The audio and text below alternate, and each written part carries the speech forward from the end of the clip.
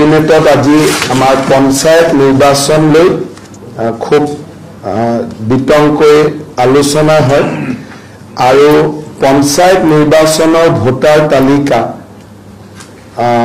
30 ডিসেম্বৰৰ আগতে প্ৰকাশ কৰাৰ বাবে কেবিনেটত সিদ্ধান্ত গ্ৰহণ কৰা হয় আৰু 30 ডিসেম্বৰত যদি ভোটাৰ তালিকা প্ৰকাশ পায় তেনেহলে আমি 10 ফেব্ৰুৱাৰীৰ আগতে নিৰ্বাচন সমাপ্ত কৰিব পাৰিম।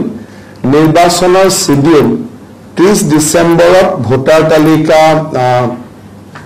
প্ৰকাশ কৰা হ'ব আৰু জানুৱাৰী মাহৰ প্ৰথম সপ্তাহতে নিৰ্বাচন ঘোষণা কৰা হ'ব। নিৰ্বাচন দুটা পৰ্যায়ত অনুষ্ঠিত কৰা হ'ব।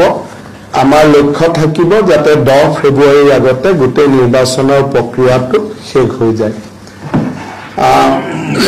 কেবিনেটত আজি আমাৰ পঞ্চায়ত নিৰ্বাচন লৈ খুব বিতংকৈ আলোচনা হয় আৰু পঞ্চায়ত নিৰ্বাচনৰ ভোটাৰ তালিকা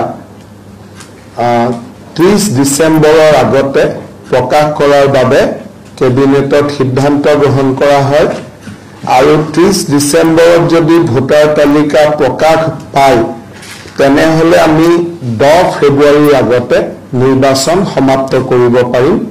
নিৰ্বাচনৰ শিডিউল 30 ডিসেম্বৰত ভোটাৰ তালিকা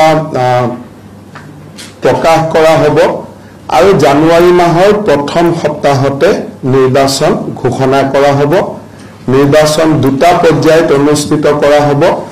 আমাৰ লক্ষ্য থাকিব যাতে 10 ফেব্ৰুৱাৰীৰ আগতে গোটেই নিৰ্বাচনৰ প্ৰক্ৰিয়াটো শেষ হৈ যায়।